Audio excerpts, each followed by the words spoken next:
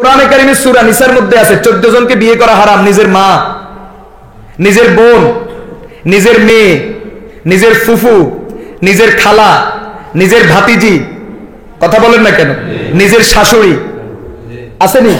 এইভাবে মোট কতজন? নিজের দাদি, নিজের নানি, কথা বলেন না কেন, দাদি শাশুড়ি, নানি শাশুড়ি আসেনি? এরপরে ওয়ান তাজমাউ বাইনাল উখতাইন, আপনার শালীকে আপনি বিয়ে করতে পারবেন। শর্ত হলো শালীকে যদি বিয়ে করতে মনে চায় বউ মারা যাইতে হবে অথবা বউকে তালাক দিতে হবে। বউ বিবাহ বন্ধনে থাকা অবস্থায় স্বামীর সাথে নিজের শালীর সাথে সম্পর্ক রাখা এটাও শরীয়তের দৃষ্টিতে হারাম। তো বলতেছিলাম যাদেরকে বিয়ে করা হারাম, শরীয়তে জায়েজ নয় বিয়ে করা, ওদেরকে বিয়ে করলেও বিয়ে হবে না, এটা জেনা হবে, মারাত্মকতম কবিরা গুনাহ হবে। আপনারা বলবেন হুজুর এটা কি সম্ভব? হ্যাঁ, এটা দুনিয়াতে চালু হয়েছে।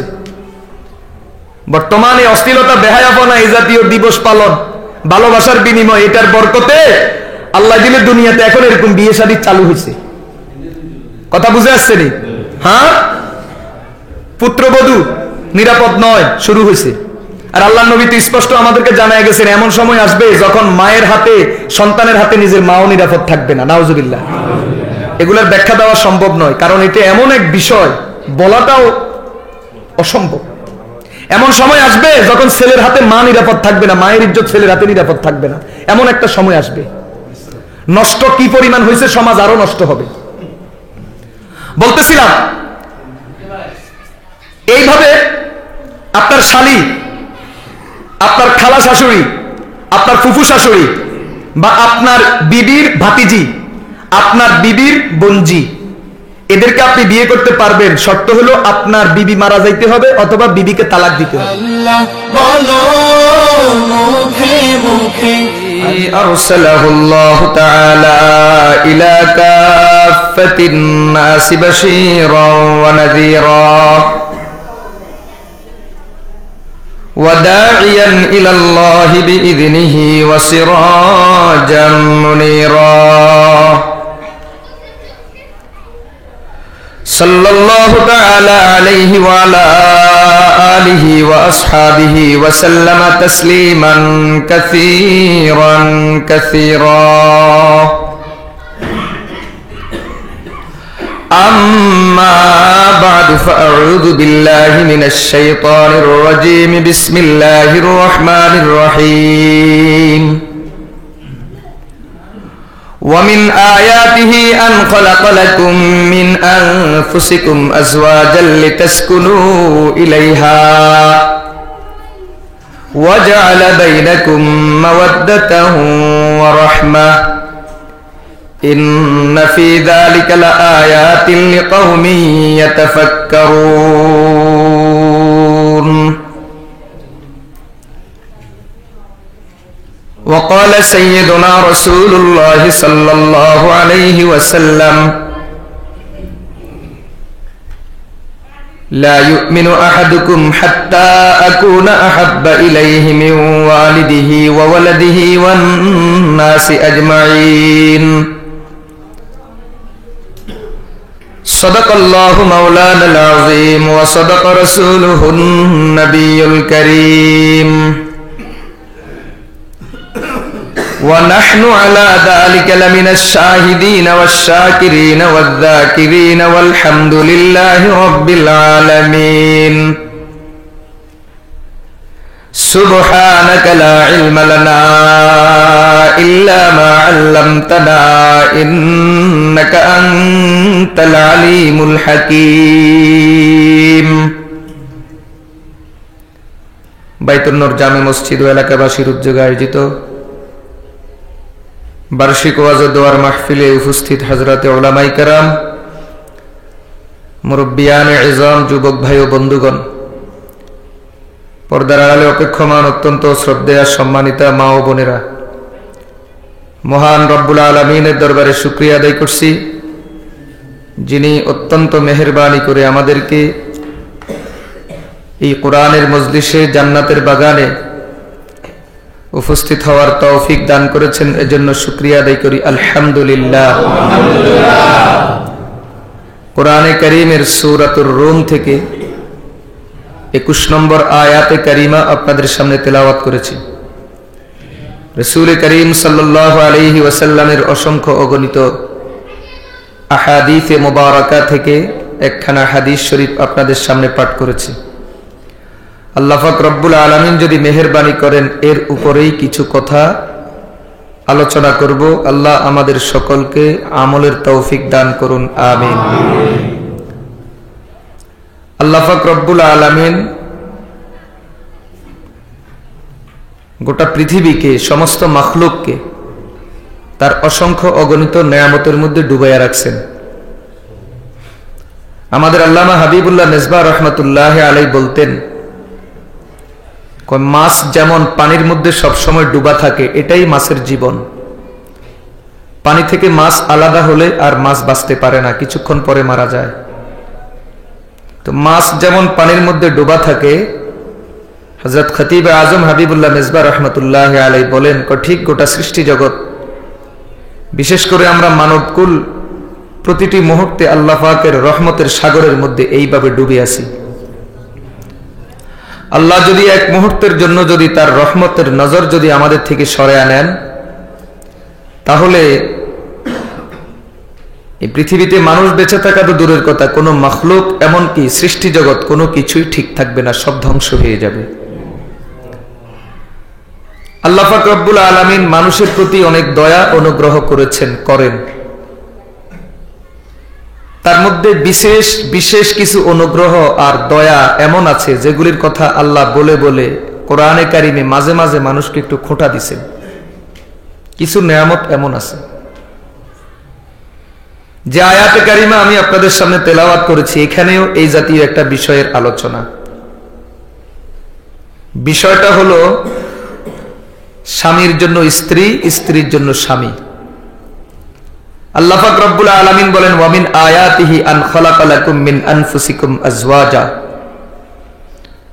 আল্লাহ পাকের কুদরতের এক নিদর্শন, তিনি যে ক্ষমতার মালিক, কুদরত ওয়ালা, আজমত ওয়ালা, এটার এক প্রমাণ, এটার এক নমুনা।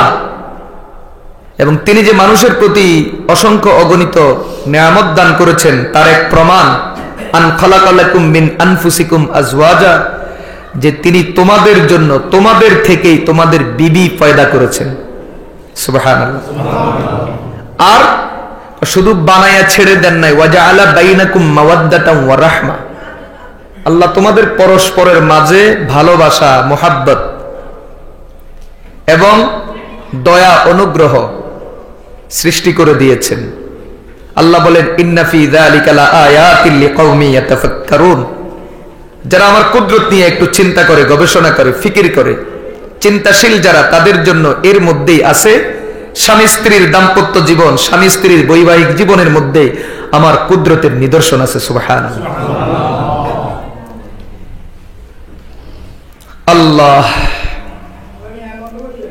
আল্লাহ পাক রব্বুল আলামিন সর্বপ্রথম আদম আলাইহিস সালামকে বানাইছেন। কথাগুলো একটু ঠান্ডাভাবে মাথায় ঢুকানোর চেষ্টা করবেন।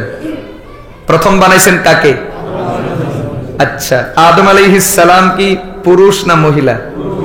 তাহলে আল্লাহ পাক রব্বুল আলামিন মানুষ বানাইতে সর্বপ্রথম পুরুষ দিয়া শুরু করছেন। তিনি চাইলে তো নারী দিয়েও শুরু করতে পারতেন, আগে নারী বানাইতেন, এরপরে পুরুষ বানাইতেন। কেন তিনি তার বিপরীত করলেন?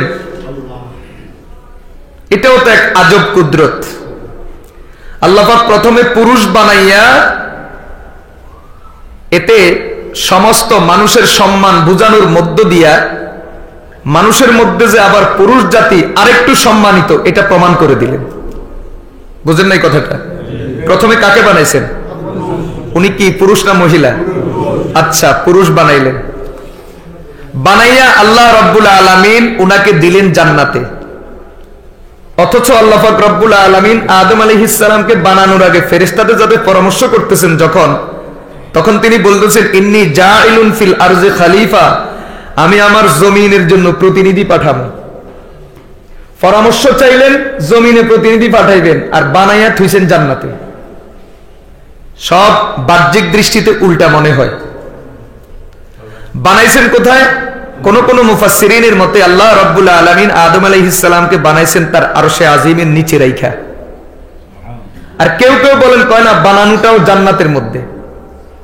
এখান থেকে বুঝেন মানব জাতির মর্যাদা আর সম্মান কত বেশি। আল্লাহ পাক রব্বুল আলামিন মানুষকে বানাইতে হয়তো জান্নাত ব্যবহার করেছেন অথবা আরশে আজিমের নিচ ব্যবহার করেছেন।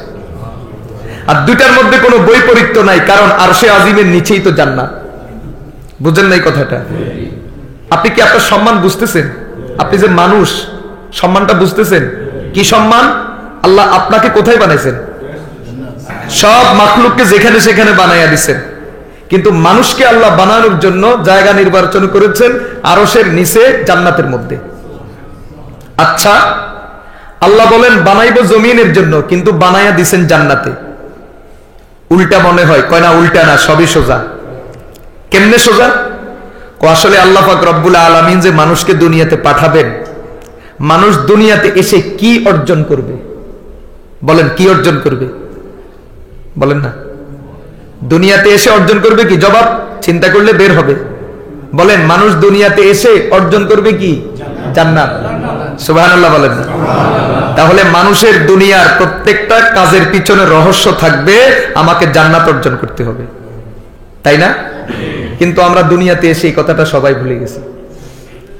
হাতে গোনা গুটি কয়েকজন মানুষ এই কথাটা খেয়াল রাখা, সবাই ভুলে যায়।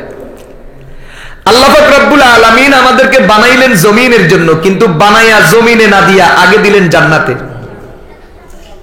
আর হাদিস শরীফের মধ্যে তো আছে, আল্লাহ আদমকে জান্নাতে রাইখা আদমের মাধ্যমে সমস্ত আদম সন্তানকে জান্নাতে ঢুকাইয়া দিয়েছেন। কারণ আমরা আব্বার পিঠে ছিলাম। কোথায় ছিলাম? আদম আলাইহিস সালামের পিঠে ছিলাম সমস্ত সন্তানগুলা। আমাদেরকে আল্লাহ পাক রব্বুল আলামিন জান্নাতে ঢুকাইয়া দিয়েছেন আদমের মাধ্যমে। ঢুকাইয়া তিনি এটা বুঝাইয়া দিলেন, তোমাদেরকে পাঠানো কিন্তু দুনিয়াতে, তবে দুনিয়াতে পাঠানোর উদ্দেশ্য তোমরা এখানে আসতে হবে। আমাদের চিরস্থায়ী ঠিকানা জান্নাত, এটা চিনানোর জন্য, লোভ লাগানোর জন্য আল্লাহ আমাদেরকে কিছুক্ষণ সময় জান্নাতে রাইখা এরপর আবার দুনিয়াতে পাঠাইয়া দিয়েছেন। হাদিস শরীফে পাওয়া যায়, আদম আলাইহিস সালাতু ওয়াস সালাম জান্নাতে গিয়া ঘুমের মধ্যে লাগা গেছেন। এই দেখেন, জান্নাতে প্রথম কাজটা কি? ঘুম। এরপরে আর জীবনে কখনো কেউ জান্নাতে ঘুমাইবে না। বাস একবার আব্বা ঘুমাইয়া লইছে, কাম শেষ। কোন কোন হাদিসের মধ্যে পাওয়া যায়, সাহাবায়ে কেরাম জিজ্ঞাসা করছেন, ইয়া রাসূলুল্লাহ, জান্নাতের মধ্যে কি আমরা ঘুমাইতে পারবো? আল্লাহ বলবেন না, জান্নাতে ঘুম হবে না, ঘুমের প্রয়োজন হবে না। কেন? ঘুমটা হলো অর্ধেক মৃত্যু। আর নাওমু আখুল মাউত, ঘুম হলো মৃত্যুর ভাই, এটাও এক ধরনের মৃত্যু। আর ওয়ালা মাউতা ফিহা, জান্নাতের মধ্যে কোনো মউত থাকবে না। ঘুমাইতে হয় কেন? শরীর ক্লান্ত হয়, ক্লান্তি দূর করার জন্য ঘুমের দরকার। আল্লাহ পাক রব্বুল আলামিন বলেন, জান্নাতে কোনো ক্লান্তি আসবে না, ক্লান্তির ক শব্দ তোমাকে জীবনে কখনো স্পর্শ করবে না। অতএব তুমি যতক্ষণ জান্নাতে ঘুমাইবা ততক্ষণ তোমার লস। এজন্য আল্লাহ তোমাকে লসে ফেলবেন না, জান্নাতে তোমার কোনো ঘুম হবে না। অনন্ত অসীম কাল পর্যন্ত তুমি জান্নাতের মধ্যে আল্লাহ পাকের নিয়ামত ভোগ করতে থাকবে। বাস জীবনে একবার ঘুমাইয়া লইছে সবার পক্ষ থেকে। কে? আব্বাজান। আব্বাজান সবার পক্ষ থেকে একবার ঘুমাইয়া লইছে। শোনেন মুসলমান, আল্লাহ পাক রব্বুল আলামিন যখন আদমকে ঘুমের মধ্যে লাগাইয়া দিয়েছেন, উনাকে ঘুমের মধ্যে রেখে আল্লাহ উনাকে অপারেশন করছেন। কি করছেন? কি করছেন? কি করছেন? দুনিয়াতে ডাক্তাররা অপারেশন করতে ইনজেকশন পুশ করে, আর আল্লাহ আদমকে অপারেশন করতে ঘুমের মধ্যে লাগাইয়া দিয়েছেন। বুঝে আসছে? কথায় কথা মনে আসছে? আল্লামা ইউসুফ বিন নুরি রহমতুল্লাহ আলাইহি, আমাদের বর্তমান বাংলাদেশের শ্রেষ্ঠ শাইখুল হাদিস, বাংলাদেশের শ্রেষ্ঠ আলেম, বাংলাদেশের শ্রেষ্ঠ বুজুর্গ, যদিও কিছু কোপাল পোড়ারা চিনে না আর বুঝে না। বর্তমান বিশ্ববিখ্যাত ইসলামী বিদ্যাপীঠ দারুল উলুম মুঈনুল ইসলাম হাটহাজারী মাদ্রাসার বর্তমান শাইখুল হাদিস আল্লামা জুনায়েদ বাবুনগরী, বারাকাল্লাহু ফি হায়াতিহি আত-তাইয়্যিবা। হযরতকে গতকাল দেখার পরে আমার মনটাকে বুঝাইতে পারতেছি না। হযরত যে এত অসুস্থ, এত অক্ষম, এটা আমি কল্পনাও করি নাই। কোনো একটা কাজ নিজের থেকে করতে পারেন না, সব কাজে কারো না কারো সহযোগিতা নিতে হয়। এই পরিমাণ অসুস্থ, এই পরিমাণ অক্ষম। কিন্তু বাতিলটা ঠিক মতোই এই লোকের নাম শুনলে কলিজাটা গড়গড় করে কাঁপে। ঠিকটা ঠিক? আল্লাহ পাক রব্বুল আলামিন হযরতের হায়াতের মধ্যে বেগাইরে হিসাব বরকত দান করেন, আমিন বলেন। আমরা দোয়া করি আল্লাহ যেন আল্লামা শাহ আহমদ শফি রাহিমাহুল্লাহ তাআলাকে যতটুকু হায়াত দিয়েছেন হযরতকে যেন এর থেকে আরো বাড়াইয়া দেন। কারণ এনাদের মতো মুরব্বীরা যত বেঁচে থাকবে, আপনারা বুঝেন কি বুঝেন না আমি জানি না, কিন্তু আমাদের মতো তালেবুল ইলম যারা, তাদের জন্য শুধু লাভ আর লাভ। হাজারো মুসিবত আমাদের উপরে আসবে, আর এই জাতীয় মুরব্বীদের ছায়া যদি আমাদের মাথার উপরে থাকে, দুনিয়ার কোন ষড়যন্ত্র আমাদেরকে কারো সামনে মাথা নত করাইতে পারবে না ইনশাআল্লাহ।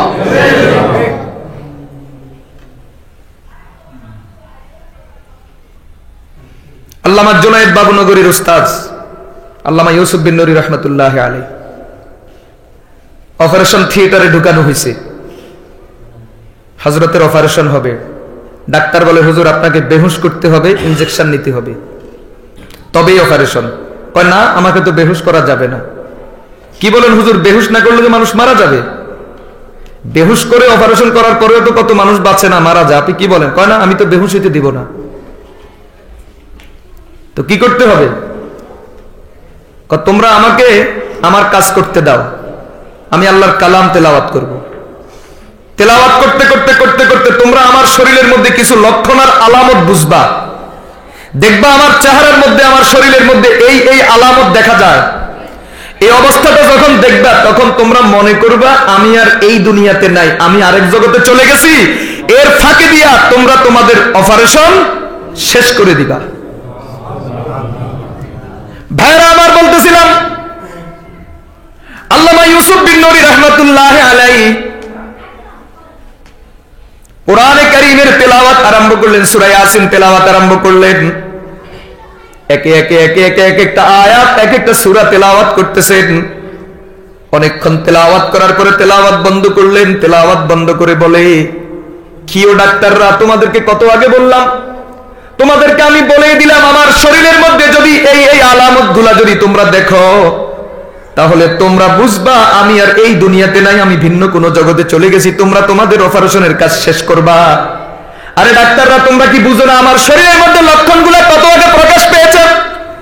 এখনো তোমরা কেন অপেক্ষা করতেছো? এখনো তোমরা কেন অপারেশন শুরু করো না? ডাক্তাররা হেসে বলে, হুজুর কত আগে আমরা অপারেশন শেষ করে অস্ত্র মস্ত্র সব ধুইয়া বসে আছি, কিন্তু আপনার তেলাওয়াত তো এখনো শেষ হয় না। এটা হলো মজা। মজা একটা কথা খেয়াল রাখবেন, মুসলমান আমাদের বড় সমস্যা কোথায়? আমরা ইবাদতে মজা পাই না কেন? আলেম বলেন, জাহেল বলেন, নামাজি বলেন, বেনামাজি বলেন, আমাদের সবচেয়ে বড় সমস্যা এই চোখ। আমাদের বুজুর্গানে দ্বীন বলছেন, এই চোখকে যেই বান্দা যত বেশি হেফাজত করবে, আল্লাহর কসম সে তার ইবাদতের মধ্যে তত বেশি মজা পাবে। আর যার চোখ যত হেফাজত কম হবে, তার ইবাদতের মধ্যে মজা তত কম লাগবে। আজকে মোবাইল ফোন আমাদেরকে বেহায়া বানায় দিছে, অসভ্য বানায় দিছে। অহরহ চোখের গুনাহ আমাদেরকে দিয়া হচ্ছে, বিরামহীন ভাবে গুনাহ হচ্ছে। দৈনিক কোটি কোটি গুনাহ আমরা চোখের মাধ্যমে করতেছি, যার কারণে আমাদের কাছে ইবাদত ভালো লাগে না। মুসলমান এখনো যদি চোখকে হেফাজত করতে শুরু করি, তো আল্লামা ইউসুফ বিন নুরি রহমতুল্লাহ আলাইহি আল্লাহর কালাম তেলাওয়াতের মধ্যে যে মজাটা পাইছেন, সেই মজা আল্লাহ আমাকে না দিয়া দুনিয়া থেকে নিবেন না। আরেকটা কথা বলে রাখি, মুসলমান যার দিলের ভিতরে আল্লাহর ভয় যতটুকু ঢুকবে, মাখলুকের ভয় তার দিলের থেকে ওই পরিমাণ বের হয়ে যাবে। বুঝেন নাই কথাটা? যে আল্লাহকে যত বেশি ভয় করবে, সে মাখলুককে তত কম ভয় করবে। যে আল্লাহকে যত কম ভয় করবে, সে মাখলুককে তত বেশি ভয় করবে। এটা দুনিয়ার কঠিন এক বাস্তবতা। ঠিক তবে ঠিক? আরে আল্লাহ তো কোরআনে এই কথাও বলছেন, যাদের দিলের ভিতরে আমার ভয় ঢুকবে, এমনকি তারা জাহান্নামকেও ভয় পাবে না। আল্লাহু আকবার। কাল সকালে কইেন, কিছু বুঝেন নাই মনে হয়। আরে দুনিয়ার মানুষকে ভয় পাওয়া তো দূরের কথা, দুনিয়ার দুশমনকে ভয় পাওয়া তো দূরের কথা। এমনকি যাদের অন্তরে পরিপূর্ণ আল্লাহ পাকের মহব্বতের ভালোবাসা তৈরি হবে, আল্লাহর ভয় যাদের অন্তরে তৈরি হবে, আরে এরা দুনিয়াতে কাউকে ভয় করা তো দূরের কথা, এমনকি তারা জাহান্নামের ব্যাপারেও ভয় করবে না। আল্লাহ স্পষ্ট বলছেন লা খাউফুন আলাইহিম ওয়ালা হুম ইয়াহজানুন, যার দিলে আমার ভয় ঢুকছে সে আর কাউকে ভয় করতে পারে না। ভাইরা আমার বলতেছিলাম আল্লামা ইউসুফ বিন নূরি রাহমাতুল্লাহি আলাইহি, এটা আল্লাহর নবীর প্রিয় সাহাবী হযরত আলী রাদিয়াল্লাহু তাআলা আনহু থেকে পেয়েছেন। যুদ্ধের ময়দানে আলী রাদিয়াল্লাহু তাআলা আনহুর পায়ের মধ্যে তীর ঢুকছেন। আপনারা যারা গ্রামে মাঝে মাঝে বর্ষি বাইছেন আপনারা জানেন, বর্ষি যেরকম দেখছেন বর্ষির এক মাথার মধ্যে উল্টা কাটা থাকে, তীরের দুই মাথায় উল্টা কাটা। তীর মানুষের ঢুকতে শরীরের মধ্যে ঢুকতে সহজে ঢুকে, কিন্তু বের করা যায় না, যেহেতু উল্টা কাটা আছে। বের করতে গেলে গোশত চামড়া সবকিছু ছেড়ে বের হয়। মুসলমান বলতেছিলাম হযরত আলী রাদিয়াল্লাহু তাআলা আনহুর পায়ের মধ্যে একে একে তিনটা কাটা ঢুকছে, তিনটা তীর ঢুকছে, বের করা যায় না। বের করা তো দূরের কথা, তীরের মধ্যে হাত দিলেই উনার পুরো শরীরটা ব্যথিত হয়ে যায়, উহ আহ করে চিৎকার করা শুরু করে দেন। একদল মুসলমান বলে থাক, উনাকে উনার কাছে থাকতে দাও। উনি যখন নামাজে দাঁড়ায় যাবে তখন এটা বের করা হবে। হযরত আলী রাদিয়াল্লাহু তাআলা নামাজের মধ্যে দাঁড়ায় গেলেন। নামাজে দাঁড়াইয়া তিনি এমন এক মজার ভিতরে ডুব দিলেন, আর মুসল্লিরা টেনে টেনে একটা নয় দুইটা নয় তিনটা তীর একসাথে টেনে বের করে ফেললেন। হযরত আলী রাদিয়াল্লাহু তাআলা সালাম ফিরায় বলে, কিরে তীরগুলা কই গেছে, কেমনে পড়ে গেছে? লোকেরা বলে না না না পড়ে নাই, আমরা টেনে টেনে বের করেছি, আপনার খবর নাই। আরে খবর আসবে কোত্থেকে? মুসনাদ আহমদের মধ্যে বর্ণনা পাওয়া যায়, তিরমিজির মধ্যে বর্ণনা পাওয়া যায়। নামাজ যদি নামাজের মতো হয়, মজা যদি মজার মতো হয়, দুনিয়ার কোনো কিছু তার কাছে ভালো লাগবে না, দুনিয়ার কোনো খবর তার কাছে থাকবে না। হাদিস শরীফের মধ্যে পাওয়া যায়, আল্লাহর নবী বলেন, মিশকাতের মধ্যে হাদিস খানা আছে, আল্লাহর নবী নিজে বলেন, আমি একদিন তাহাজ্জুদ পড়ার জন্য উঠছি, নামাজের ভিতরে আমার ঘুম আইসা গেছে, আমার ঝিমানি আইসা গেছে, এই পরিমাণ ঝিমানি হাত্তা উস্তুসকিল, তো মনে হয় যেন আমি দাঁড়ানো থেকে পড়ে যাব। ফাইদান আনা বিরব্বি তাবারাকা ওয়া তাআলা ফি আহসানি সূরাতিন, আমি এর মধ্যে দেখি আমার মালিক আমার সামনে দাঁড়ায় আছে। আর মালিক আমার সামনে দাঁড়ায় আছে মানে মুহাদ্দিসিন বলেন এটা দুটো অর্থ হতে পারে। একটা অর্থ হলো মালিক আরশে আজিম থেকে আমার সামনে চলে আসছে, দুই নম্বর অর্থ হলো অথবা মালিক জমিন থেকে আমাকে টাইনা আরশে আজিমে নিয়ে তার সামনে দাঁড় করায়া দিছে। মুসলমান বলতেছিলাম এটা তো হলো ইবাদতের মজা, যার চোখ যত বেশি হেফাজত হবে তার ইবাদতের মধ্যে তত বেশি মজা হবে, যার চোখের গুনাহ যত বেশি হবে তার ইবাদতের মধ্যে মজা তত কম। ও ভাইরা আমার বলতেছিলাম, আমাদেরকে একটা মশা কামড় দিলে আমরা ব্যথা পাই, একটা মশা বসলে আমরা বলতে পারি কোন জায়গাতে বসছে, আমাদের খবর হয়। হযরত আলী রাদিয়াল্লাহু তাআলা আনহু এটা পাইছেন তো আল্লাহর নবী থেকে। আল্লাহর নবী কখনো কখনো তাহাজ্জুদের বিছানায় এমন লম্বা সময় দাঁড়ায় থাকতেন। কোন কোন হাদিসের মধ্যে পাওয়া যায় প্রথম রাকাতে সূরা বাকারা মানে 2.5 পারা, দ্বিতীয় রাকাতে সূরা আলে ইমরান, তৃতীয় রাকাতে সূরা নিসা, চতুর্থ রাকাতে সূরা মায়েদা অথবা সূরা আনাম। এক একটা সূরা কত লম্বা লম্বা, প্রায় 5 পারা 6 পারা, একসাথে 4 রাকাত নামাজের মধ্যে পড়ে ফেলতেন। আম্মা জান হযরত আয়েশা সিদ্দিকা রাদিয়াল্লাহু তাআলা আনহা বলেন, আল্লাহর নবী এত লম্বা সময় দাঁড়ায় দাঁড়ায় নামাজ পড়তেন, এত লম্বা সময় নামাজের মধ্যে দাঁড়ায় থাকতেন, আল্লাহর নবীর পায়ের পাতা ফুলে পায়ের পাতা ফেটে ওখান থেকে পানি আর রক্ত গড়ানো শুরু করতো, আল্লাহর নবী বলতেই পারেন না। মুসলমান বলতেছিলাম, যেদিন আপনার ইবাদতের মধ্যে মজা এসে যাবে, এই স্বাদটা যখন আসবে, একটা সিজদা করার পরে আরেকটা সিজদা করতে মনে চাইবে, এক রাকাত পড়ার পরে আরেক রাকাত করতে মনে চাইবে, এক পারা তেলাওয়াত করার পরে আরেক পারা তেলাওয়াত করতে মনে চাইবে, একবার খতম করার পরে দ্বিতীয়বার আবার শুরু করতে মনে চাইবে। আপনি শুকরিয়া আদায় করবেন মনে মনে যে আমি আস্তে আস্তে ইবাদতের মজা পাওয়া শুরু করেছি। আমার উস্তাদ মুহতারাম শেখুল হাদিস আল্লামা মুফতি দিলাওয়ার হোসেন বারাকাল্লাহু ফি হায়াতিহি তাইয়্যিবা হযরত বলেন, তো তোমার জীবনের ইবাদতের মজা আর সফলতা কি জানো? তুমি ইবাদত করতে করতে এমন একটা অবস্থা তোমার ভিতরে তৈরি হবে। হযরতে হাকিমুল উম্মাত আশরাফ আলী থানভী রাহমাতুল্লাহি আলাইহির সূত্রে তিনি বলেন, অথবা হাজী ইমদাদুল্লাহ মুহাজির মক্কি রাহমাতুল্লাহি আলাইহির উদ্ধৃতি পেশ করে হযরত বলেন, তোমার নামাজের ভিতরে এমন একটা ভাব হবে, ইবাদতের মধ্যে এমন একটা ভাব হবে, নামাজ পড়ার পরে তুমি মনে মনে ভাববা, রে সিজদাটা যদি আরেকটু লম্বা করতাম মনে হয় মালিককে দেখা ফেলতাম, হায় হায় হায় হায়, আর যদি একটু যদি লম্বা করে দিতাম। মনের ভিতরে এমন একটা অবস্থা তৈরি হবে, মনের ভিতরে এমন একটা ভাব আসবে, নামাজকে যদি আরেকটু লম্বা করতাম, কেরাতটাকে যদি আরেকটু লম্বা করতাম, রুকুটাকে যদি আরেকটু লম্বা করতাম, সিজদাটাকে যদি আরেকটু লম্বা করতাম, এরপরে নামাজের বৈঠকের মধ্যে পড়ে আত্তাহিয়াতুকে যদি আরেকটু লম্বা করে পড়তাম, মনে হয় মালিককে দেখে ফেলতাম। এমন একটা ভাব তোমার মনের ভিতরে যদি আসে, বুঝবা তোমার ইবাদত আল্লাহর দরবারে কবুল হওয়া শুরু হয়ে গেছে। ভাইরা আমার, বলতেছিলাম হযরত আদম আলাইহিস সালাতু ওয়াস সালামকে আল্লাহ বানাইয়া জান্নাতের মধ্যে ঘুমে লাগাইয়া দিলেন। আদম আলাইহিস সালাতু ওয়াস সালাম ঘুমের ভিতরে রাইখা আল্লাহ তাকে অপারেশন করা শুরু করছেন। বাম পাঁজর থেকে বাঁকা হাড় বের করলেন।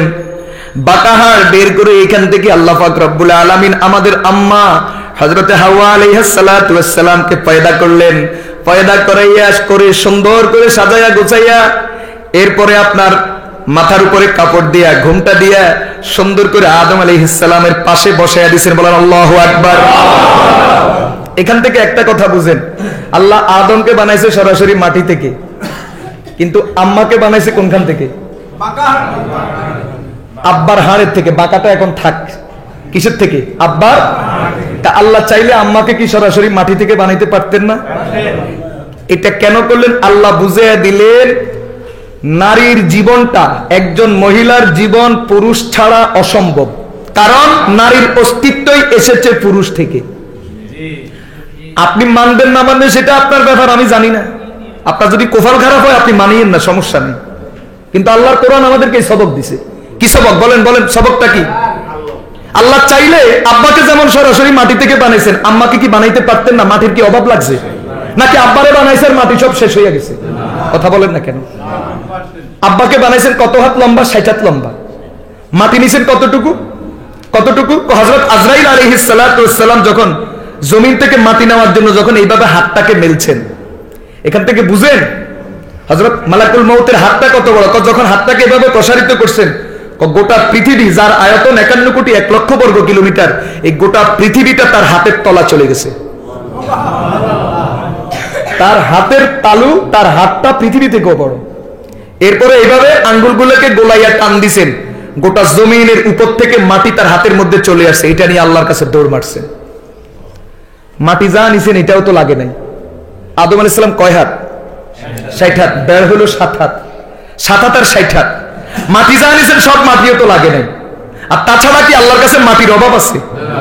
তাহলে আল্লাহ কি চাইলে হাওয়া আলাইহিস সালাতু ওয়াস সালামকে মাটি থেকে বানাইতে পারতেন না আলাদা? না, তিনি তা করেন না। তা না করে তিনি কি করেছেন? আদম আলাইহিস সালামকে বানাইয়া, আদম আলাইহিস সালামকে অপারেশন কইরা বাম পাঁজর থেকে একটু হাড়কে বের করে ওখান থেকে হযরত হাওয়া আলাইহিস সালাতু ওয়াস সালামকে বানাইয়া আল্লাহ পাক এই কথা বুঝাইয়া দিলেন, একজন নারীর জীবন পুরুষ ছাড়া অস্তিত্বহীন, অসম্ভব। নারী কখনো পুরুষের সহযোগিতা ছাড়া, পুরুষ ছাড়া চলতে পারে না, টিকতে পারে না। বিয়ের আগে আব্বা, বিয়ের আগে ভাই, বিয়ের পরে কে? স্বামী অথবা ছেলে। কোনো না কোনো পুরুষের সহযোগিতা লাগবে।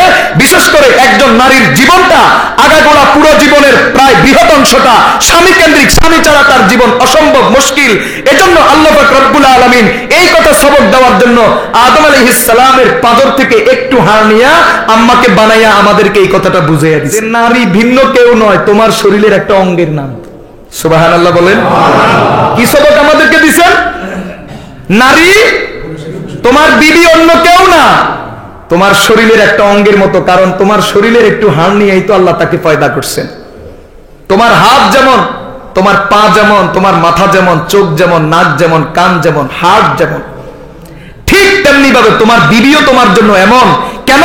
আল্লাহ পাক রব্বুল আলামিন তোমার বিবিকে ভিন্ন কোনো মাটি দিয়া বানান নাই, ভিন্ন কোনো বস্তু দিয়া বানান নাই, বরং তোমার শরীরের একটু টুকরা নিয়া আল্লাহ পাক রব্বুল আলামিন তোমার বিবিকে বানাইয়া তোমাদের দুইজনের মাঝে ভালোবাসার আন্তরিকতা পয়দা করে তোমাদেরকে দুনিয়াতে ছেড়ে দিয়েছেন।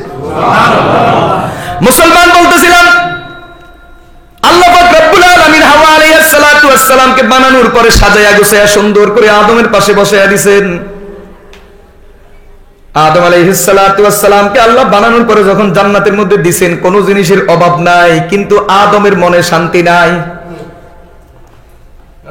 যুবক ভাইরা ভালো করে শুনেন, ভালো করে বুঝেন। আদম আলাইহিস সালামকে আল্লাহ জান্নাতে দিবেন, কোনো জিনিসের অভাব নাই, কিন্তু মনের মধ্যে শান্তি নাই। ভালো করে বুঝেন মুসলমান, আমার মনে চাই কথাটা 100 বার বলতাম। জান্নাতের মধ্যে কোনো জিনিসের অভাব নাই, কিন্তু আদমের মনে শান্তি নাই। কি যেন একটা অভাব রয়ে গেছে, কি যেন তিনি খুঁজতেছেন, খুঁজেন, কিন্তু কিসের অভাব এটাও বলতে পারে না। আল্লাহ তো বুঝে এর কিসের অভাব। আল্লাহ পাক রব্বুল আলামিন অভাব পূরণ করার জন্য বাম পাজরের বাঁকা হাড় থেকে আম্মাকে বানাইয়া পাশে বসাইয়া দিছে। আদম আলাইহিস সালাম ঘুম থেকে জাগ্রত হওয়ার পরে কই রে, এতক্ষণ পর্যন্ত আমি এটার অভাব অনুভব করতেছি। আল্লাহু আকবার বলেন। তুমি কম নারী দেখলে তোমার মনে কিছু আসে না, তোমার মতো লুচ্ছা লম্পট আল্লাহ দুনিয়া তার কেউ হতে পারে না। ঠিক না? লুচ্ছামি করার জন্য তুমি এই জাতীয় কথাবার্তা বলো। তুমি কি আব্বাজান হযরত আদম থেকে বেশি পবিত্র হয়ে গেছো? আদম আলাইহিস সালাতু ওয়াস সালাম তিনি ঘুম থেকে জাগ্রত হওয়ার পরে পাশে যখন বসা একজন সুন্দরী রমণী, তিনি হ্যাঁ, এতক্ষণ পর্যন্ত যেটার অভাব অনুভব করতেছিলাম বলতে তো পারি না, বুঝাইতে তো পারি না, তবে এই জিনিসটা সেটা আদম আলাইহিস সালাম চাইছেন হাত বাড়ানোর জন্য। তাহলে নারীর প্রতি ভালোবাসা সৃষ্টিগতভাবে আল্লাহ কি করছেন? পুরুষের দিলে ফয়দা করে দিয়েছেন। আল্লাহ কা আদম থামো। এখান থেকে সবক বুঝেন, নারীর প্রতি দিলের মধ্যে আকর্ষণ তৈরি হওয়া দোষ নয়, কিন্তু এই আকর্ষণকে অবৈধভাবে বাস্তবায়ন করাটা হারাম, কবিরা গুনাহ। কথা বলেন না কেন? আজকে তো আমাদেরকে এই সবকে দেওয়া হচ্ছে বিভিন্ন দিবসের নামে, ভালোবাসা দিবস, এই দিবস, এই দিবসের নামে আমাদের মা বোনদেরকে বেশ্যা বানানো আর পুরুষদেরকে লুচ্ছা বানানো সবক দেওয়া হচ্ছে। ঠিক না ঠিক? ভাইরা আমার, আল্লাহর পয়গম্বর হযরত আদম আলাইহিস সালাতু ওয়াস সালাম, উনার থেকে পবিত্র মানুষ আর হতে পারে না। উনি আম্মাকে দেখে হাত বাড়াইতে শুরু করছেন। আল্লাহ বলেন থামো। মনে চাইছে দোষ নয়, মনের বাস্তবায়নটা দোষ। বাস্তবায়ন করতে হলে কাজ আছে। কাজ কি? তোমাদের দুইজনের ভিতরে বিয়ে শাদী লাগবে। আল্লাহ পাক রব্বুল আলামিন নিজেই খুতবা দিয়া আম্মার সাথে আব্বার বিয়েটা জান্নাতের মধ্যে পড়াইয়া দিবেন। এজন্য উম্মতের উলামায়ে কেরাম বলেন, বিয়ে এটা এমন একটা ইবাদত যেটা জান্নাত থেকে শুরু হইছে। আজকে সারা দুনিয়ার সমস্ত বেঈমানদের চক্রান্ত, সারা দুনিয়ার সমস্ত বেঈমানদের চক্রান্ত হলো এই দামি নেয়ামত থেকে মুসলমানকে দূরে সরাইয়া, দুনিয়ার মানুষগুলোকে দূরে সরাইয়া আল্লাহ পাকের নাফরমানির মধ্যে, জিনা ব্যভিচারের মধ্যে মানুষকে লিপ্ত করা। ঠিক না ঠিক? ভাইরা আমার, বলতেছিলাম ইমাম আবু বকর ইবনে আবি দুনিয়া রাহমাতুল্লাহি আলাইহি তার কিতাবের মধ্যে স্পষ্ট লিখছেন, পৃথিবীতে শিরকের পরে সবচেয়ে বড় গুনার কি নাম? শিরকের পরে সবচেয়ে বড় গুনার কি নাম? ইমাম আবু বকর ইবনে আবি দুনিয়া রাহমাতুল্লাহি আলাইহি হাদিস দিয়া প্রমাণ করছেন, শিরকের পরে সবচেয়ে বড় গুনার নাম হলো জিনা। যেই এলাকায় জিনা ব্যভিচার যত ব্যাপক হবে, আল্লাহর হাবিব স্পষ্ট বলছেন, ইবনে মাজাহ শরীফের বর্ণনা, ওই এলাকায় এক নম্বর এমন এমন রোগ দেখা দিবে যেই রোগের নাম ইতিপূর্বে পৃথিবীর মানুষ কখনো শুনে নাই। এটা হলো এক মুসিবত। দুই নম্বর মুসিবত, পৃথিবীতে মৃত্যু বেড়ে যাবে, খুন খারাপি বেড়ে যাবে। বলেন ঠিক না ঠিক? আজকে পৃথিবীতে সমস্যাগুলি আসেনি, নতুন নতুন রোগ তৈরি হয় যেটা ইতিপূর্বে কেউ শুনে না, যেই রোগের চিকিৎসাও নাই, আসেনি। এই যে এইডস ভাইরাসে, তারপর আপনার এইচআইভি ভাইরাস, এরপরে এখন ভাইরাসে কি করোনা ভাইরাস, এগুলা কি ইতিপূর্বে কেউ শুনছে? আর নাকি এগুলোর কোনো চিকিৎসাও আজ পর্যন্ত কেউ আবিষ্কার করতে পারছে? তাহলে এটা কেন আসে? আল্লাহর নবীর স্পষ্ট কথা, যখন পৃথিবীতে জিনা ব্যভিচার বেড়ে যাবে, আল্লাহ মানুষকে পৃথিবীতে কতগুলো শাস্তি দেন, তার মধ্যে একটা হলো পৃথিবীতে নতুন নতুন রোগ তৈরি হবে যার কোনো চিকিৎসা থাকবে না, যেই রোগের নাম তোমরা ইতিপূর্বে কখনো শোনো নাই। আর দুই নম্বর কি সমস্যা? দুই নম্বর, পৃথিবীতে মৃত্যুর হার বেড়ে যাবে, পৃথিবীতে খুন খারাপি বেড়ে যাবে। সবগুলা দেখা দিছি কিনা আজকে দুনিয়াতে? বলেন না, বলেন না। পৃথিবীর একটা দেশও এই অপরাধ থেকে মুক্ত নাই, পৃথিবীর একটা দেশও এই আযাবের গজব থেকে মুক্ত নাই। আল্লাহর পক্ষ থেকে আযাবের গজব আসতেছে একমাত্র এই জাতীয় নাফরমানির কারণে। ঠিক কিনা বলেন? আল্লাহ বিয়ে পড়াই দিয়েছেন। তাহলে বলেন, বিয়ের সূচনা হয়েছে কোনখান থেকে? বলেন কোনখান থেকে? জান্নাতে নামাজ ছিল না, জান্নাতে রোজা ছিল না, হজ যাকাত ছিল না, কিন্তু জান্নাতে বিয়ে ছিল আর আল্লাহর প্রতি ঈমান ছিল। কয়টা জিনিস? আল্লাহর প্রতি ঈমান আর বিয়ে শাদী। আবার ঠিক দুনিয়ার হায়াত শেষ হয়ে যাওয়ার পরে, দুনিয়া ধ্বংস হয়ে যাওয়ার পরে মানুষগুলা যখন জান্নাতে চলে যাবে, তখনও সেখানে আর কিছু থাকবে না, দুইটা জিনিস থাকবে। একটা হলো আল্লাহর প্রতি ঈমান থাকবে আর বিয়ে শাদী থাকবে। জাহান্নাম এমন এক জায়গা, সেখানে কোনো বিয়ে নাই। বাস দুনিয়াতে যারা বিয়ের বিরুদ্ধে, বিয়েকে কঠিন করে, বিয়ের প্রতি মানুষকে নিরুৎসাহিত করে, জিনা ব্যভিচারের প্রতি উৎসাহিত করে, এটা কোন হুজুর ওয়াজ করে বলা লাগবে না, এটা আপনিও বলতে পারবেন, এরা জাহান্নামী, এদের ঠিকানা জাহান্নাম। কারণ জাহান্নামে বিয়ে নাই, এজন্য তারা দুনিয়াতে বিয়ের বিরোধিতা করে। ঠিক না ঠিক? জান্নাতের মধ্যে বিয়ে ছিল, বিয়ে আছে, বিয়ে থাকবে। বিয়ে এমন একটা ইবাদত, এটা জান্নাত থেকে শুরু হয়েছে, দুনিয়াতে যুগ যুগ থেকে বিয়ে শাদী আছে। আবার জান্নাতীরা জান্নাতে চলে যাওয়ার পরে অনন্ত অসীমকাল পর্যন্ত জান্নাতের মধ্যে ঈমানদারের সাথে, জান্নাতি রমণীদের সাথে, হুরদের সাথে বিয়ে হতে থাকবে। আল্লাহু আকবার।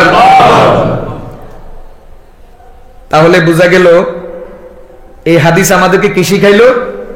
যে ভালোবাসা করবা বিয়ে করিয়া।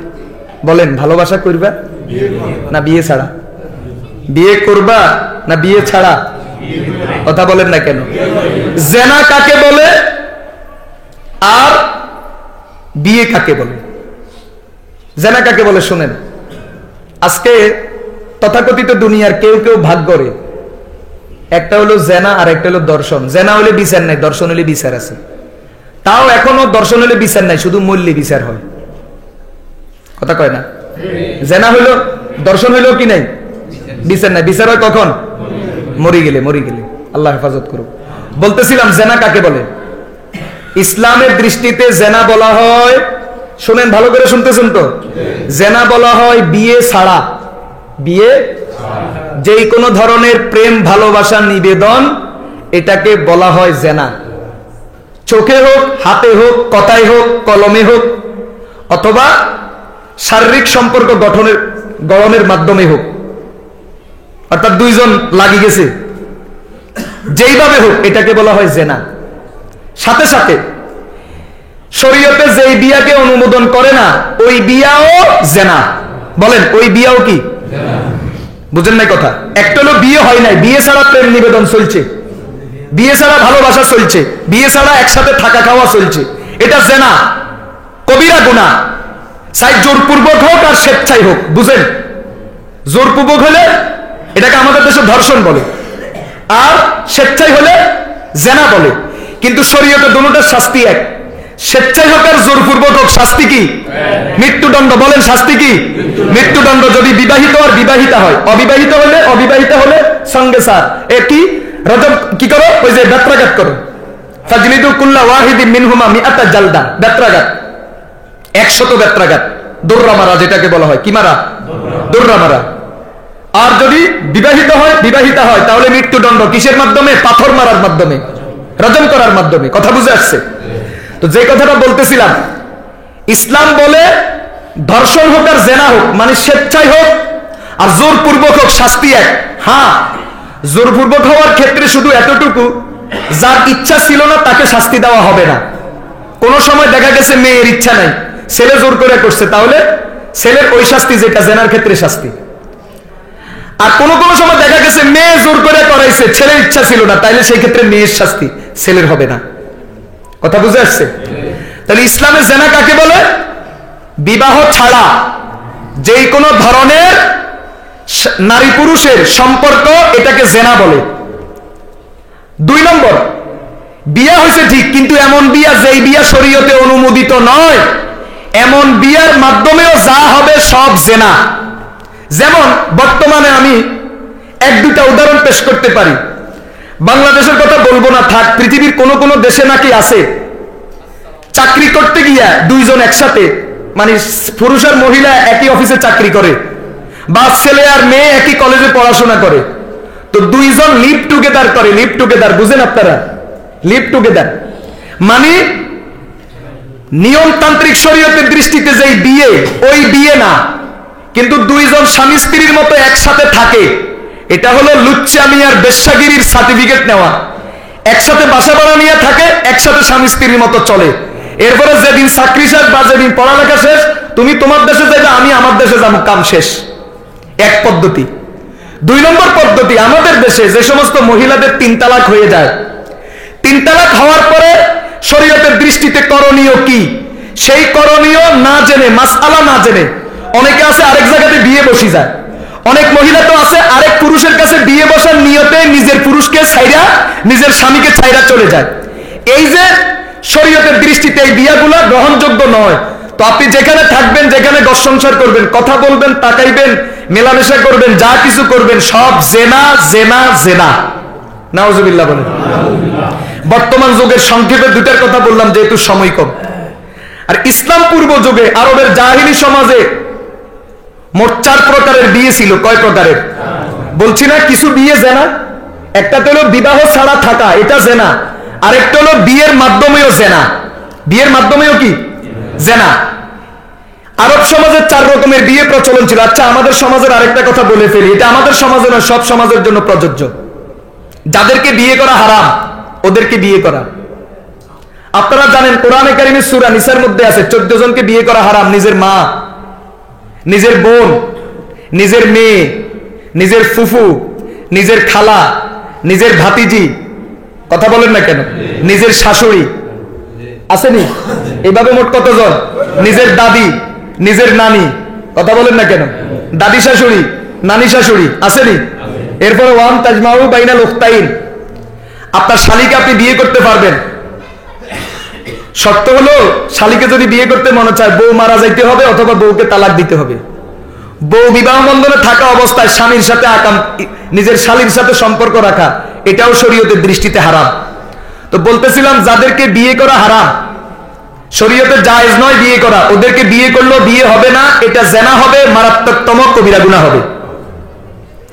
আপনারা বলবেন হুজুর এটা কি সম্ভব? হ্যাঁ, এটা দুনিয়াতে চালু হয়েছে।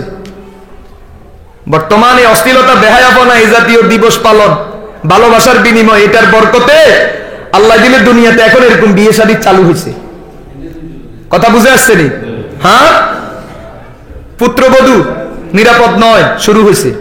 আর আল্লাহ নবী তো স্পষ্ট আমাদেরকে জানায় গেছেন এমন সময় আসবে যখন মায়ের হাতে, সন্তানের হাতে নিজের মাও নিরাপদ থাকবে না। নাউজুবিল্লাহ। এগুলোর ব্যাখ্যা দেওয়া সম্ভব নয়, কারণ এটা এমন এক বিষয় বলাটাও অসম্ভব। এমন সময় আসবে যখন ছেলের হাতে মা নিরাপদ থাকবে না, মায়ের ইজ্জত ছেলের হাতে নিরাপদ থাকবে না, এমন একটা সময় আসবে। নষ্ট কি পরিমাণ হয়েছে, সমাজ আরো নষ্ট হবে। বলতেছিলাম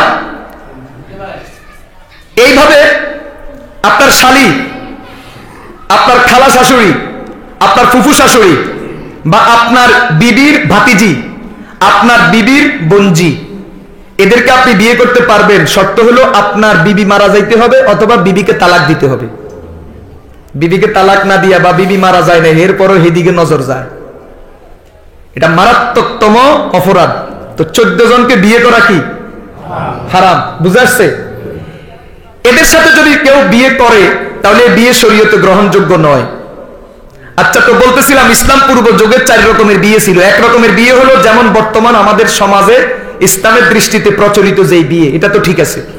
এর বাহিরে আরো 3 রকমের বিয়ে ছিল।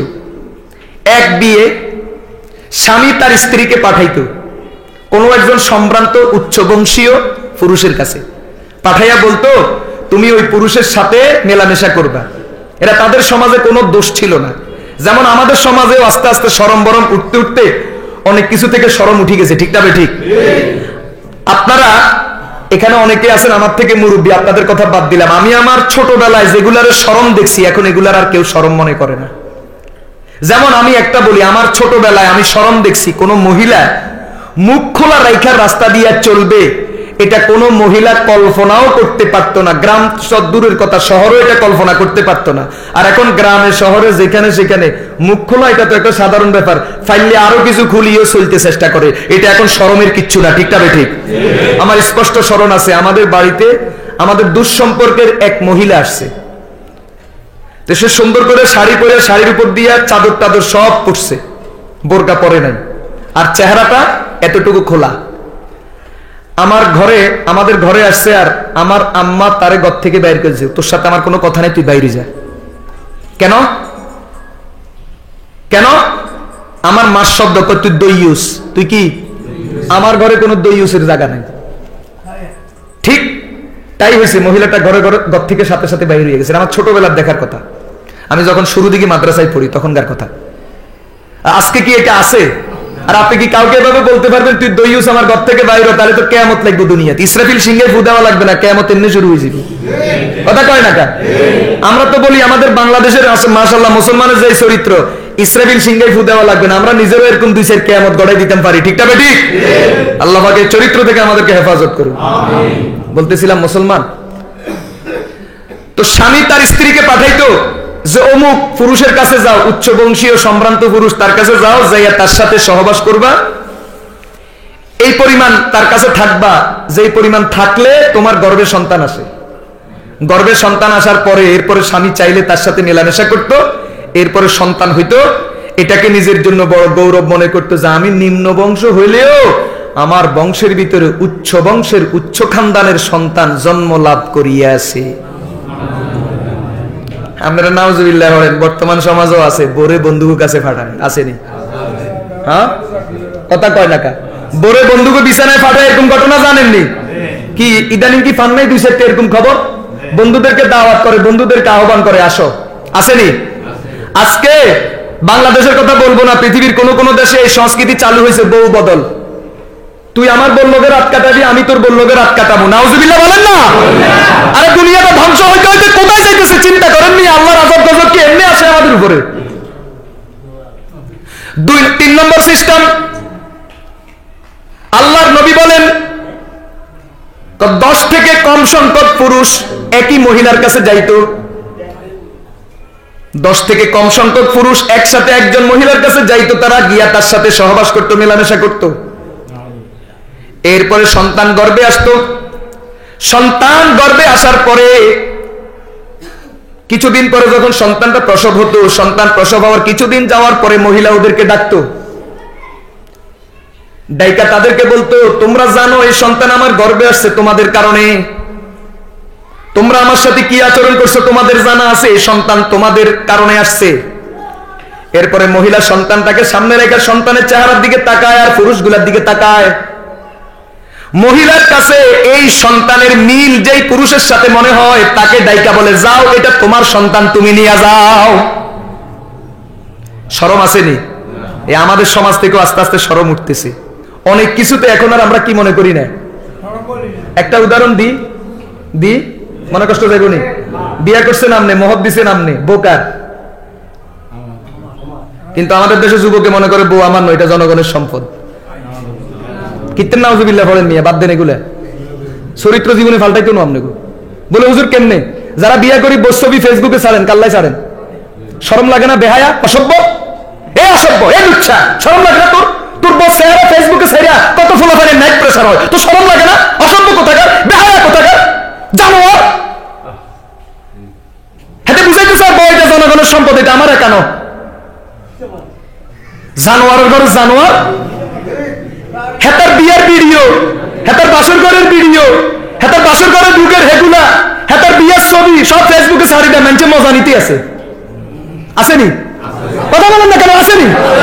তুই মানুষ না জানোয়ার? কুত্তাও না, এটা শুকরের স্বভাব। কুত্তার এই স্বভাব নাই, শুকরের স্বভাব, এটা শুকরের স্বভাব। কেমনে শুকরের স্বভাব? ব্যাখ্যা দিলাম, সমস্যা আছে। এখানে ছোট ফলাফাইন আছে। আমরা সব অনেক কথা জানি কিন্তু বলতে পারি না, আর এখন তো আরো সতর্ক। কথা কয় না? এখন তো আরো কি, তবে ভয়ের কোনো কারণ নাই। আজকে মাথার এই পাগড়ি উস্তাদের দেওয়া, ধন্যপুর মাদ্রাসার নাজিমে তালিমাত আল্লামা হাফেজ মোশাররফ হোসাইন বারাকাল্লাহু ফি হায়াতিহি তাইয়্যিবা। হযরত অনেক দোয়া করছেন, হিম্মত দিবেন, মাথায় পাগড়ি এটা পরাই দিবেন, আর বলছেন এখন থেকে সব সময় মাথায় পাগড়ি থাকবে ইনশাআল্লাহ। আল্লাহ পাক সম্মান আরো বাড়াইয়া দিবে ইনশাআল্লাহ। হতাশা আসে, আমরা মানুষ তো দুর্বল, ছোট। ওই যে বলছি, যার ইমান যত দুর্বল তার দুনিয়ার প্রতি ভয় তত বেশি। বাকি মুরব্বীদের নেক নজর আর দোয়া যদি থাকে তো ইনশাআল্লাহ এই জাতীয় ভয়গুলো আস্তে আস্তে দূর হয়ে যাবে। ঠিক আছে? মুসলমান বলতেছিলাম, যাদের এই চরিত্র, এদের চরিত্রটা শুকরের চরিত্র। এরা মানুষ না, কুকুর তো দূরের কথা, এরা শুকর। আর আসেনি? আরো আসেনি? বৈষ্ণবী কোথায় ছাড়ে? কথা কয় না। আবার আমাদের দেশে অনেক যুবক আছে, বন্ধু বান্ধবরা আনি কয় আমার বন্ধুরা আসছে, চলো ওদের সামনে যাও। আসেনি? বউ যাইতে চায় না। বউ ভাই, সব মহিলা একরকম না। আমার কাছে হাজারো বিচার আসে। এদিনও এক মহিলা বিচার দিছে, হুজুর আমি তেলাওয়াত করতে চাই, নামাজ পড়তে চাই, তাহাজ্জুদ পড়তে চাই, আমার স্বামী দেয় না। আমি পর্দা করতে চাই, আমার স্বামী দেয় না। আমার স্বামীকে আমার বন্ধুরা আসলে ওদের সামনে নাস্তা নিয়ে তুই যাবি না, আমার মান সম্মান থাকবে না। আসেনি? স্বামীর কাছে পাঠায়নি, বন্ধুকের কাছে পাঠায়নি। হ্যাঁ, কদিন পরে রাত বিনিময়ও করিও। অসভ্য কাকে বলে? আমরা জানোয়ার হইতে হইতে কোথায় গেছি? আচ্ছা, আরেকটা আছে, বিয়ে করছে কে? আপনি। আপনার বউ কি খোঁড়া না সুস্থ? ল্যাংড়া, খোঁড়া, প্রতিবন্ধী। তা আমনের বউরে আরেক বেড়ায় গাড়ির থেকে নামাই কি লেগে? মজা কে নিতেছে? কথা বলে না। এখন কবি হুজুর অসভ্য। তোমার বরে আরেক বেড়া কোলে তুলে দিছে, এখন অসভ্য হুজুর। তোমরা তো জানোয়ার, দুশ্চরিত্রহীন, চরিত্রহীন, লম্পট, দুনিয়াতে কেউ হতে পারে না। তোমার বড়টা কি অসুস্থ? বিয়া কি তুমি করো না? মৌলবীরা করে না? কই আলহামদুলিল্লাহ, আমাদের বউদের কেউ ধরারও সাহস করে না। গাড়িতে উঠবা, তুমি উঠেবা, তুমি হাত ধরো, তুমি হাত ধরলে সোয়াব হইব, আল্লাহর রহমত নাজিল হইব। আর আরেক পুরুষে যে কোলে উঠে ধরো, আল্লাহর গজব নাজিল হইব।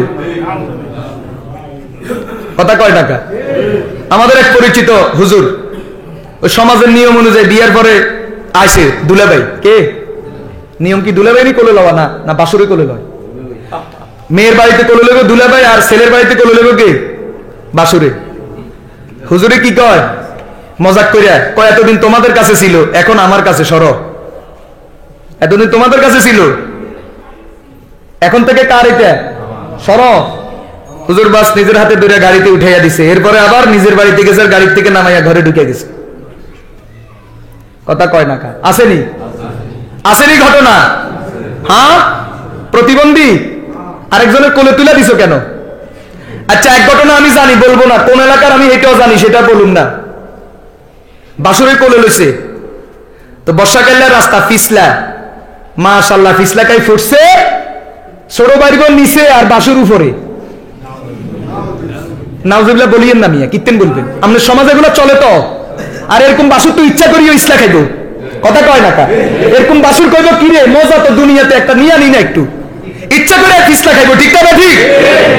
ছোট ভাই পরে কোলে নিছে, বাসুর গাড়ি থেকে নামাইয়া ঘরে নিতেছে, রাস্তায় কি ফিসলা খাইয়া পড়ছে। কোথায়? ছোট ভাইয়ের নিচে, আর বাসুর ছোট ভাইয়ের বুকের উপরে। আমরা অসভ্য হইতে হইতে আর কোথায় গেছি? আরেক বাড়িতে শুনলাম হের বাসুর নাই, কোলে নেওয়ার মতো কি নাই, তো কে লইছে? হের বন্ধু, বন্ধু কোলে লইছে। এগুলা বাস্তব ঘটনা, এই সমাজে ঘটে, এই জন্য বলতেছি। আসেনি? আসেনি? আসেনি? আল্লাহ পাক সমাজ ব্যবস্থাকে পরিবর্তন করে দেন, আমিন বলেন। বিয়ার গেটে স্বাগতম জানাইতে গেছে কে? কে? কথা কয় না? যায়নি? শালিরা যায়নি? বিয়ে করছে কয়টারে? হ্যাঁ, এটা ইউনিলিভার কোম্পানি, একটা কিনলে আরেকটা ফ্রি পাওয়া যায়। আর মুসলমানের সমাজে এখন একটা বিয়ে করলে 1 কুড়ি শালি ফ্রি পাওয়া যায়। নাউজুবিল্লাহ বলেন না? মুসলমানের সমাজ কি? বিয়ে করবেন একটারে ফ্রি পাবেন কয় কুড়ি? আপন শালি, খালাতো শালি, স্বাস্থ্যশালী, ফুফাতো শালি, পুরা 1 লাখপুর গ্রামে যত শালি আছে সবগুলারে ফ্রি পাইবেন, শুধু একটার লাইসেন্স লন। কয়টার লাইসেন্স নেবেন? বিয়ে করবেন মানে লাইসেন্স লওয়া, একটার লাইসেন্স লন। পুরা গ্রামের যত অবিবাহিতা যুবতী মেয়ে আছে, আর বিয়ার দিন তো অনেক বিবাহিতারা, শাশি শাশুড়ি, খালা শাশুড়িরাও শালি সাজে, আসেনি? তার মানে বিবাহিতা অবিবাহিতা কয়েক কুড়ি ফ্রি পাইবেন, শুধু একটার লাইসেন্স লন। হুজুর খারাপ, এগুলা বললে হুজুররা খারাপ। আসেনি? আসেনি? সমাজে আসেনি? এই অশ্লীলতা, বেহায়াপনা, অবাধ যৌনাচার, জেনাবে বিচার এই সমাজে কেন বাড়তেছে বুঝতেছেন নি আপনারা? এরপরে আবার হাত দোয়াইতে যায়। কি দোয়াইতে যায়? হাত দোয়াইতে যায়। কারা? শালিরা। যায়নি? কয়জন যায়? কয়জন? তার মনের ভিতরে হিলাই ঢুকছে নি? ঢুকছে।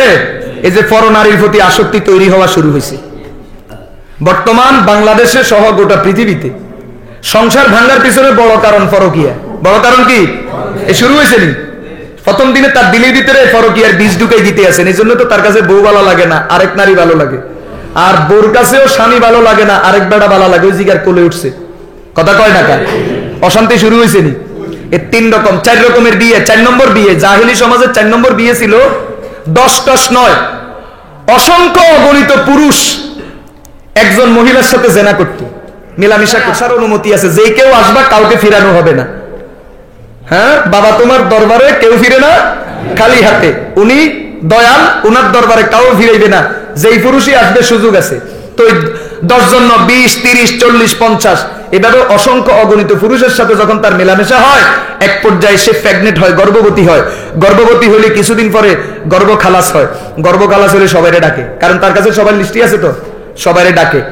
ডাকার পাশাপাশি একজন কেয়াফা সিনাস, যে বংশের বিবরণ, বংশ পরিচয় এগুলা খুঁজে বের করতে পারে, আপনার একটা তো হলো চেহারার দিকে তাকানো, চেহারা দেখে ঠিক করা এটা অমুকের সন্তান, এটা অমুকের সন্তান। আর এটা হলো চেহারা নয়। আরব সমাজের কোন অভিজ্ঞ লোক ছিল, হাতের আঙ্গুল দেখে বলতে পারবে যে আপনার আব্বাকে। সুবহানাল্লাহ বলবেন নাকি? কি দেখে বলতে পারবে? একটা তো হলো চেহারা দেখা বলে, আমরা মনে হয় দুইজন ভাই কয়নি আমরা, কেমনি বুঝেন? কোন চেহারার মিল পাওয়া যাইতেছে। আপনি মনে হয় অমুকের সন্তান, কেমনি বুঝছেন? চেহারার মিল পাওয়া যায়। একটা হলো চেহারারও মিল নাই, চেহারাও দেখলাম না, একটা হাতের আঙ্গুল দেখে বললাম আনতা মিনহু, তুমি এর সন্তান। হাদিস শরীফের মধ্যে ঘটনা পাওয়া যায়, এক সাহাবী, বুঝা আসছে, অনেকদিন পরে তার সাথে সাক্ষাৎ, তুমি অমুকের সন্তান। কেমনে বুঝলেন? আপনি তো আমার জীবনে দেখেন নাই, আমিও আপনাকে জীবনে দেখি নাই। শুনো, তুমি যখন ছোট বাচ্চা ছিলা, একদিন তোমারে আমি দেখছি, শুধু তোমার দুইটা পা দেখছি, তোমার পুরো শরীরটা চাদর দিয়া ঢাকা, শুধু তোমার দুইটা পা দেখছি। আর আমার কাছে মনে হয় তোমার এই দুইটা পায়ের রং অমুক লোকের পায়ের মতো, ডিজাইন অমুকের পায়ের মতো, এই জন্য আমার কাছে মনে হয়েছে তুমি অমুকের সন্তান। দেখছেন আল্লাহ তাদেরকে কি পরিমাণ মেধার বিচক্ষণতা দান করছে।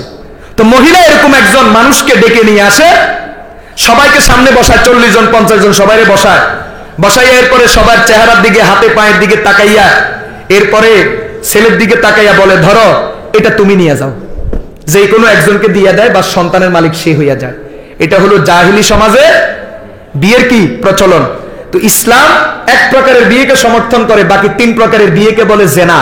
আমি আপনাদেরকে এই কথা বুঝাইতে চাইছি, একটা হলো বিয়ে শাদী ছাড়া মেলামেশা, এটাও জেনা। আরেকটা হলো বিয়ে শাদী হয়েছে ঠিক, কিন্তু যেটা শরীয়ত সমর্থন করে না, এরকম বিয়ে শাদীটাও জেনা। এই কথাটা আমরা পরিষ্কার বুঝছেন নি? এটা বোঝানোর জন্য এত লম্বা কথা বললাম। আল্লাহ পাক বুঝার তৌফিক দান। আচ্ছা, এই তো বুঝছেন জেনা কাকে বলে, এটা বুঝছেন। এখন বুঝেন ভালোবাসা কাকে বলে। আগামীকাল মনে হয় ভালোবাসা দিবস নাকি? বুড়ারা কইতে পারে না, এটা যুবকেরা ভালো জানে। ভালোবাসা কাকে বলে? ইসলামের ভালোবাসার ভিতরে 3টা জিনিস থাকবে, শুনেন। ইসলামের ভালোবাসার মধ্যে কয়টা জিনিস থাকবে? 1 নম্বর আবেগ। বলেন 1 নম্বর। বুড়ারা বলিয়েন না, আপনার দরকার নাই, থাক, যুবকরা বলেন, বাবারা কষ্ট করিয়েন না। 1 নম্বর বলেন আবেগ, 2 নম্বর বিবেক, 3 নম্বর আল্লাহর আইন। কয়টা? 3টা জিনিস যদি একসাথে হয় এটাকে বলে ভালোবাসা। আর 3টার কোনো একটা যদি না থাকে এটাকে বলা হয় ভালোবাসার নামে লুচ্ছামি, বেশ্যামি। কথা কয় না? এখন আপনারা যেটা পালন করবেন এটার ভিতরে তো আল্লাহর আইন আছে, বিবেক আছে, আছে কি শুধু আবেগ? বলেন কি আছে? ইসলামী ভালোবাসার মধ্যে কয়টা জিনিস আছে? কথা বলেন আমার সাথে, কয়টা জিনিস? 1 বলেন কি? আবেগ, 2 বিবেক, 3 খেয়াল থাকবে তো যুবক ভাইরা, আপনি চিন্তা করবেন, কাউকে ভালোবাসতে চিন্তা করবেন 3টা জিনিস একসাথে হয়েছে কিনা। আমি যারে ভালোবাসতেছি তার ভালোবাসার মধ্যে আল্লাহর আইন আছে কিনা। আল্লাহর আইন কয়টা জিনিস? কয়টা জিনিস? 3টা জিনিস। 1 আবেগ, 2 বিবেক, 3 আল্লাহর আইন। 3টা জিনিস যদি থাকে এটা শরীয়তের দৃষ্টিতে ভালোবাসা। 3টার কোনো একটা যদি ঘাটতি থাকে এটা শরীয়তের দৃষ্টিতে ভালোবাসা নয়। তোমার দুনিয়া এটার ভালোবাসা বলতে পারে, শরীয়ত বলে এটা লুচ্ছামি, এটা চরিত্রহীনতা, এটা বেশ্যামি। ঠিক না ঠিক? চলছে নি আজকে দুনিয়াতে? চলছে। তাহলে এখন বুঝেন পৃথিবীতে কত % লুচ্ছা আছে আর কত % চরিত্রবান আছে। চরিত্রহীন কত %, চরিত্রবান কত %, আপনি এখান থেকে বের করতে পারবেন। সাথে সাথে আল্লাহ পাক রব্বুল আলামিন এবং আল্লাহর নবী আরো একটা কথা বলে দিয়েছেন। কি সেটা? বৈধ ভালোবাসার ভিতরে যদি প্রতিযোগিতা হয়, কিয়া বৈধ ভালোবাসা, যেমন বিবির প্রতি ভালোবাসা বৈধ, সন্তানের প্রতি ভালোবাসা বৈধ, মা বাবার প্রতি ভালোবাসা, ওস্তাদের প্রতি ভালোবাসা, মুসলমানের প্রতি ভালোবাসা, মুসলমান হিসেবে ঈমানের কারণে ভালোবাসবেন, এটাও সওয়াব। আল্লাহর হাবিব বলছেন এটার কারণে আল্লাহ পরকালে বহু মানুষকে মাফ করে দিবেন, জান্নাত দিয়ে দিবেন। একটা লোককে কি দেখি ভালোবাসলেন? ইমানদার। ইমানদার চেহারা নয়, টাকা নয়, সৌন্দর্য নয়, আত্মীয়তা নয়, কথা বুঝে আসছে? কোনো কারণ নয়, কারণ একটাই, উনি ইমানদার, আমিও ইমানদার, এই কারণে ভালোবাসলাম। আল্লাহর হাবিব বলেন কিয়ামতের ময়দানে, এমনকি আপনি তাকে দেখেনও নাই কোনোদিন, শুধু তার নাম শুনছেন, নাম শুনছেন যে বর্তমান বিশ্বে একজন আলেম আছে আল্লামা তাকি উসমানী, নাম শুনছেন বর্তমান বিশ্বে একজন বড় বুজুর্গ আছেন আল্লামা কি জুলফিকার আহমদ নকশবন্দি, নাম শুনছেন, জীবনে কখনো দেখেন নাই, নাম শুনি তার অন্তরে, তার প্রতি আপনার অন্তরে ভালোবাসা তৈরি হয়েছে। আল্লাহ পাক রব্বুল আলামিন, আল্লাহর নবী হাদিসের মধ্যে বলছেন কিয়ামতের ময়দানে আল্লাহ 2 জনকে একসাথে করে বলবেন, এই এরে ভালোবাসছো, এরে ভালোবাসছো, যাও তোমাদেরকে আমি একসাথে করে দিলাম, এখন তোমরা একসাথে জান্নাতে চলে যাও। মুসলমান বলতেছিলাম দুনিয়াতে যেই ভালোবাসাগুলি বৈধ, ওই ভালোবাসার মধ্যে যদি কম্পিটিশন আর প্রতিযোগিতা দেখা দেয় তাহলে তুমি অগ্রাধিকার কাকে দিবে? কোরআনে কারীমের সূরা তাওবার আয়াতে আল্লাহ স্পষ্ট বলে দিয়েছেন, কুল ইন কানা আবাউকুম ওয়া আবনাউকুম ওয়া ইখওয়ানুকুম ওয়া আজওয়াজুকুম ওয়া আশীরাতুকুম ওয়া আমওয়ালুন ইকতারাফতুমুহা ওয়া তিজারাতুন তাখশাউনা কাসাদাহা ওয়া মাসাকিনু তারজাউনাহা আহাব্বা ইলাইকুম মিনাল্লাহি ওয়া রাসূলিহি ওয়া জিহাদিন ফি সাবিলিহি ফাতারাব্বাসু হাত্তা ইয়াতিয়াল্লাহু বিআমরিহি ওয়াল্লাহু লা ইয়াহদিল কওমাল ফাসিকিন। আল্লাহ পাক রব্বুল আলামিন বলেন, শুনো, বিবির প্রতি তোমার ভালোবাসা বৈধ, কিন্তু খেয়াল রাখতে হবে বিবির ভালোবাসার চেয়েও ভালোবাসা বেশি হবে আল্লাহ এবং আল্লাহর রাসূলের দ্বীনের প্রতি। ঠিক না বেঠিক? মা বাবার প্রতি ভালোবাসা বৈধ, সন্তানের প্রতি ভালোবাসা বৈধ, বিবির প্রতি ভালোবাসা বৈধ, বন্ধু বান্ধবের প্রতি ভালোবাসা বৈধ, মালের প্রতি হালাল মাল, হালাল তরিকায় কামানো মালের প্রতি ভালোবাসা বৈধ, বাড়িঘরের প্রতি ভালোবাসা বৈধ, ব্যবসা বাণিজ্যের প্রতি ভালোবাসা বৈধ, এগুলা জায়েজ। কিন্তু খেয়াল রাখতে হবে এই সব কিছুর ভালোবাসার উপরে ভালোবাসা হবে আল্লাহ এবং আল্লাহর রাসূলের। ঠিকটা বেঠিক? ওয়া জিহাদিন ফি সাবিলিহি, এবং আল্লাহর রাস্তায় জিহাদের, শরীয়তের হুকুম মানার।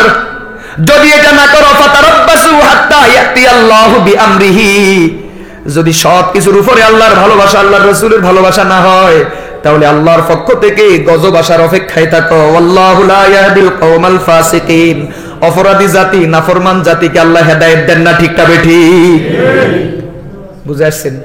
এখন কোন সময় বুঝবেন আল্লাহর প্রতি ভালোবাসা আপনার বিবির থেকে বেশি?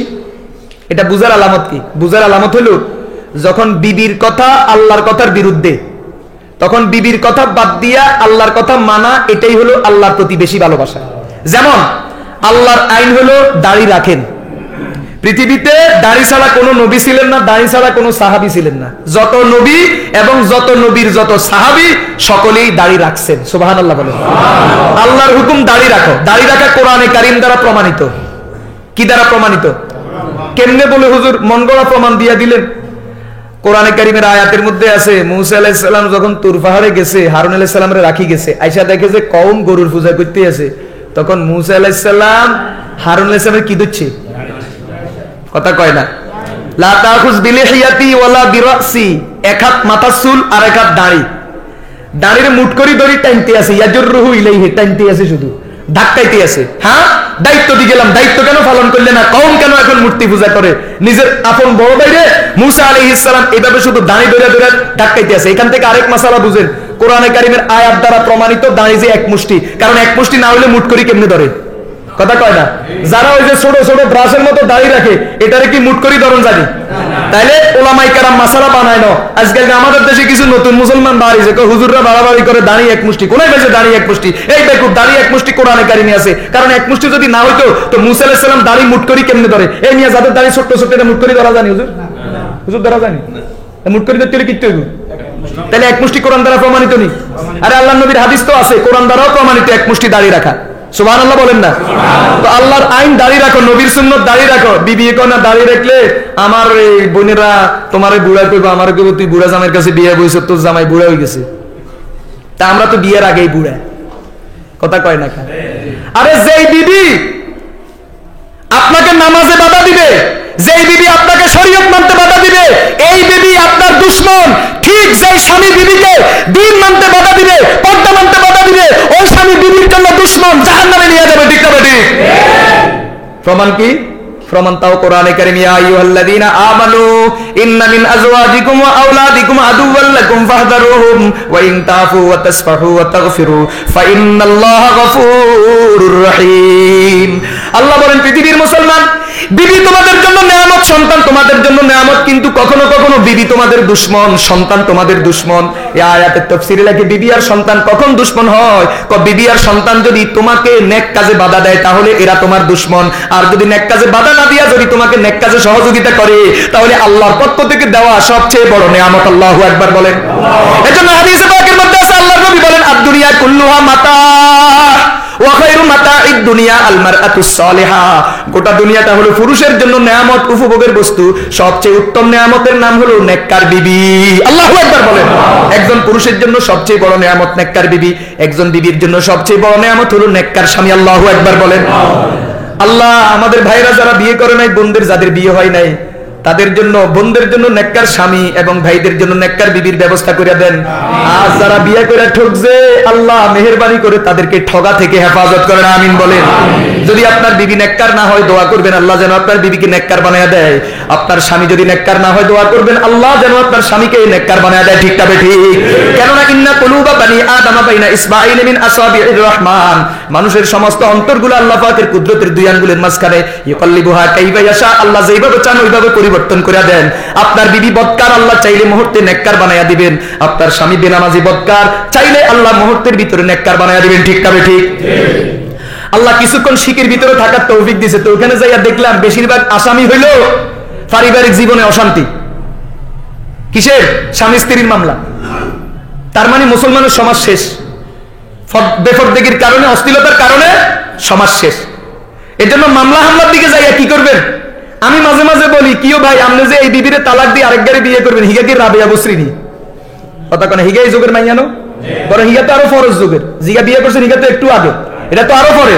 এখন আপনি যে এটা বিয়ে দিয়ে আরেকটার কাছে বিয়ে, আরেকটারে বিয়ে করবেন, এটা কি রাবেয়া বসরি না? আপনাদের এই নিশ্চয়তা কে দিছে? আর আপনি যে এই স্বামীকে ডিভোর্স দিয়ে আরেক স্বামী খুঁজতেছেন, এটা কি আব্দুল কাদের জিলানী নি কোনো কথা কয় টাকা?